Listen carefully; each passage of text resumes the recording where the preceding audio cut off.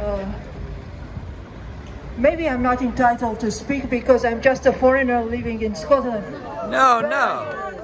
Still, I've got this experience of living, as I said, in a communist country. So I can see the signs. We in Europe have had wars and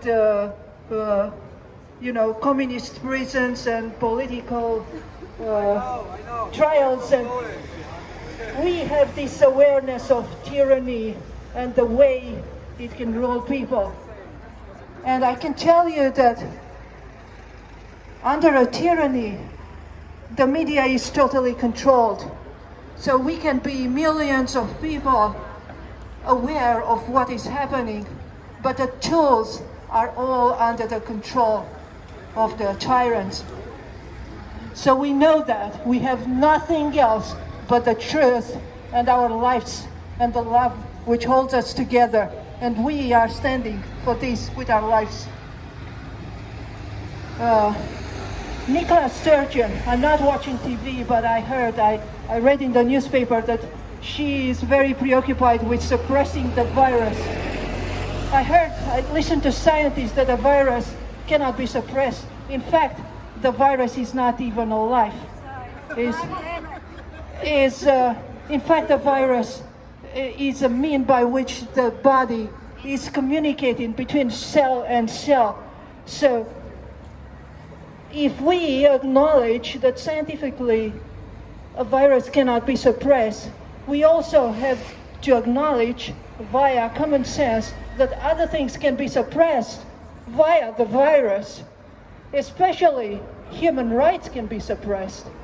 Freedom of speech can be suppressed. Normal relationships in a society can be suppressed. And what we are seeing today is an unheard and maybe unimagined takeover our human rights. Yes. I know that it's in the human nature to accept everything that comes from the authorities, and this is especially valid for the Christians who are advised to respect authority. But we still have to use our common sense and our intellect and discern the truth. We are not here to spread lies. If we are wrong, let's have them prove us that we are wrong, in an open debate. So we will stand here, each one of us, because we have learned all these months things that were free to access on the internet, especially, or in libraries. So we are open for this debate on all the topics we are talking about. Now, what I know is that using this means of convincing people that we are under a huge threat and that we need to be tested, and then we need to be treated according to whatever the government decides is the proper way to deal with this. We can get to an utmost economic destruction, and this is happening everywhere. So you can shut down farms and food plants, because most of the workers there are tested positive with coronavirus. So we have to be very, very careful what the consequences are for the economy. And it is already known that about 16,000 people have died due to the consequences of this lockdown. And I don't know any authorities speaking about these deaths that are not less important than the deaths from the so-called coronavirus. And also, there are estimations that until the end of the year, about 150,000 people will die. And this will be preventable deaths due to suicide, domestic violence, poverty. Isn't it common sense to admit that poverty kills?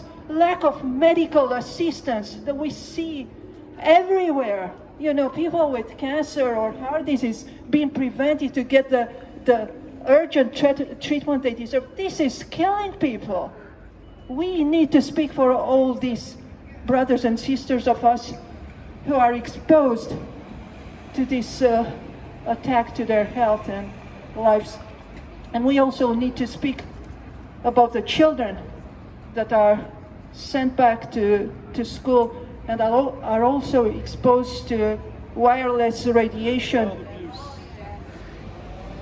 If the government cares so much about our lives and health being, why don't they speak about the effects of the wireless radiation, of radio frequency radiation?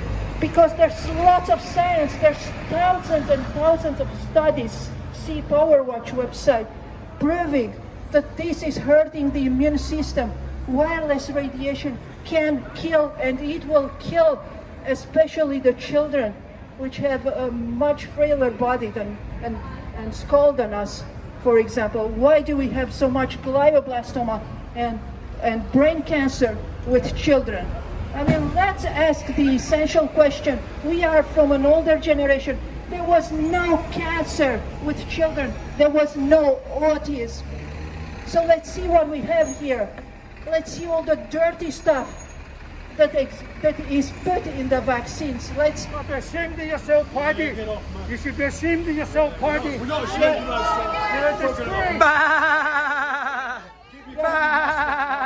Yeah, maybe Paddy is ashamed of himself, but we here, we are not ashamed of Paddy.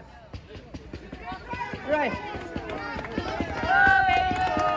We will prevail. Thank you, Paddy. Thank you, Paddy. So, yeah, okay, just leave it. So, we will stand up for all these issues. We will stand up against Wi-Fi radiation, against aluminium and mercury and nanoparticles in the vaccines. We will stand up against the use of glyphosate in food. All this together realize a convergence of toxicity. The viruses and the radiation, which can help viruses replicate much faster, and glyphosate and all the poisons that are affecting us. And this is not a new story. Thank you very much. Bless you all. Bless the policemen. Bless our leaders. Bless everybody. Let's wake up to the truth.